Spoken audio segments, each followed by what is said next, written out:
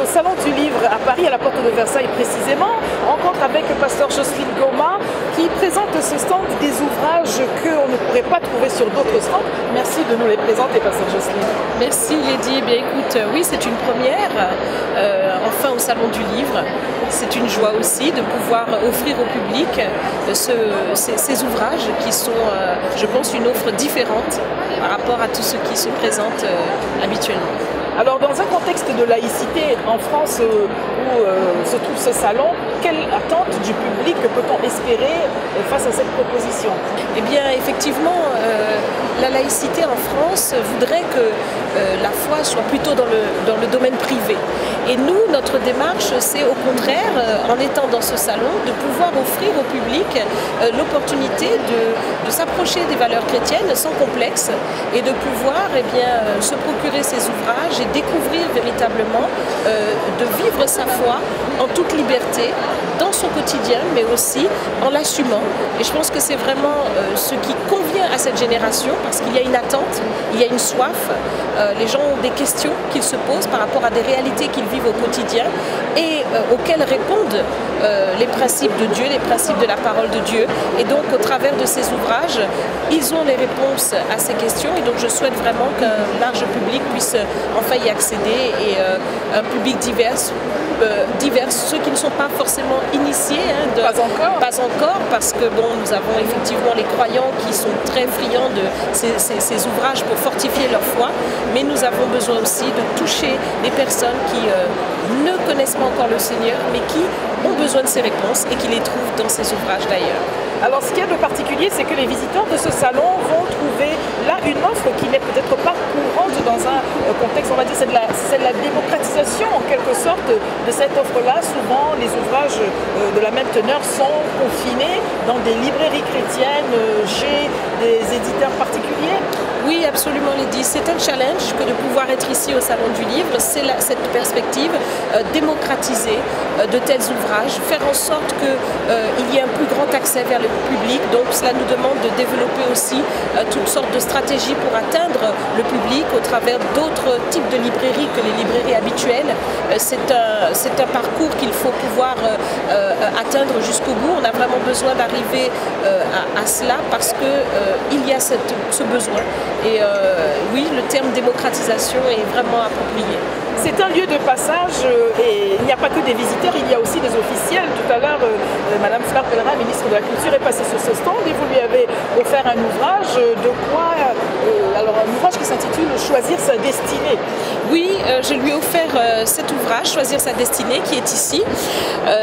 Donc effectivement, Lady, « Choisir sa destinée », qui est un ouvrage où il s'agit de choisir la voie que l'on va prendre. Et comme le montre la couverture, il y a deux voies, la gloire de Dieu, la gloire des hommes.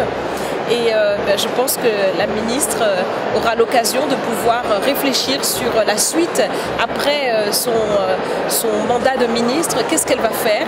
Mais elle aura l'occasion d'avoir des réponses au travers de cet ouvrage et surtout de pouvoir être inspirée par Dieu.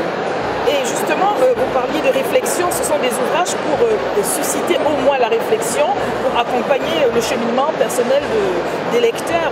Alors une question beaucoup plus technique, on va parler de l'édition. Est-ce que c'est facile lorsqu'on a ce contenu-là de trouver un éditeur facilement? Tous les éditeurs reçoivent-ils volontiers des ouvrages comme ceci?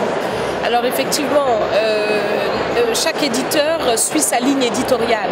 Donc il y a ceux qui sont plus tournés vers des ouvrages sociologiques, d'autres qui sont tournés vers du divertissement, d'autres vers le roman, d'autres vers les essais philosophiques. Donc tout cela dépend de la ligne éditoriale. Donc effectivement, il y a des éditions qui sont plutôt tournées vers le fait de valoriser les valeurs chrétiennes. Et donc à ce niveau-là, toute personne qui est un auteur doit rechercher l'éditeur approprié. Qui correspond à sa ligne. Donc dans ce secteur, bien souvent, les éditeurs qui proposent des ouvrages de religion sont prêts à éditer des auteurs dont ils trouvent véritablement que le livre est bien écrit et qui peuvent véritablement aussi surtout aider des auteurs à développer des ouvrages, non pas simplement faire un ouvrage, mais développer des ouvrages dans la suite, hein, 1, 2, puis 3, puis 4 ouvrages à la suite. Voilà. Alors, dernier point, comment vous positionnez-vous dans un contexte où il y a une quête, mais souvent les gens dans leur quête vont aller vers d'autres propositions, parfois ésotériques, mystiques.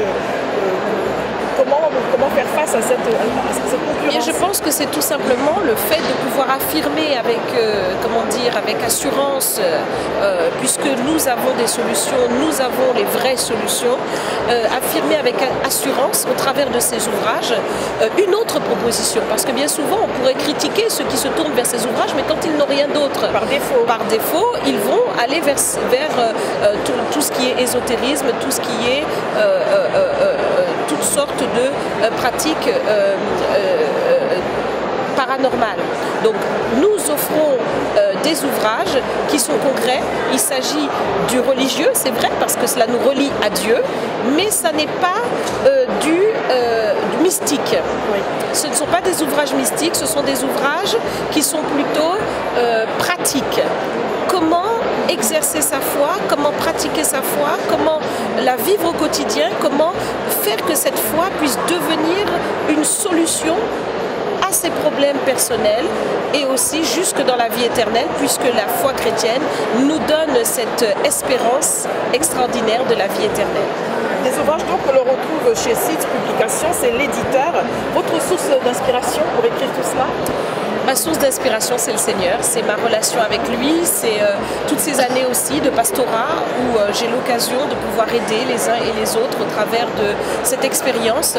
Je peux cerner les points qui sont importants pour un individu, comment pouvoir grandir dans sa foi, comment pouvoir développer sa communion avec Dieu. Donc on a des ouvrages comme tout simplement comment écouter la voix de Dieu, qui sont des ouvrages très importants, fondamentaux pour développer une relation intime avec le Seigneur. Des ouvrages comme les secrets de la présence de Dieu, qui permettent véritablement de resserrer cette communion. Et puis d'autres types d'ouvrages qui permettent d'aller plus loin, comme choisir sa destinée ou briser les liens générationnels, ou aussi le transfert des richesses. Donc c'est une diversité d'ouvrages. Et puis Sites Publications propose d'autres auteurs. Il y a des ouvrages de type témoignage avec Sandrine Devas qui a écrit un livre formidable sur le pouvoir d'espérer l'impossible. Au travers de sa vie, elle a pu nous témoigner de ce que Dieu a fait dans sa vie et ce sont des témoignages très très édifiants. Celui qui le lit est vraiment touché. Et puis nous avons des livres de Fidélie Bengama qui est aussi pasteur et qui, au travers de ses ouvrages, donne des clés pour pouvoir ne plus être dans la confusion et expérimenter la fidélité de Dieu. J'aimerais aussi mentionner un livre que j'ai écrit qui va vraiment au cœur des préoccupations de tout un chacun. Il y a le livre sur la sexualité du couple marié. Voilà, donc ce livre a une particularité, c'est qu'il se présente sous la forme Monsieur et Madame. Donc nous avons une partie qui est pour Madame. Donc Madame va pouvoir lire. Et puis de l'autre côté, Monsieur aussi. Donc sur le même livre, c'est la vie commune du couple, pouvoir lire, donc monsieur va pouvoir lire ce qui le concerne, concernant donc la vie, la sexualité du couple marié, pour aider les couples à être épanouis dans ce domaine, parce que nous pouvons constater que bien souvent des frustrations dans leur intimité peuvent véritablement gêner leur quotidien et même mettre à mal les couples au point de les pousser au divorce. Merci beaucoup, Pasteur Jocelyne Goma. Nous voulons croire que ceci n'est qu'un début et très probablement un stand encore plus grand pour le prochain salon, mais d'autres salons aussi itinérants, une démarche désormais présente à chaque salon. C'est ce que nous espérons pour Sites Publications.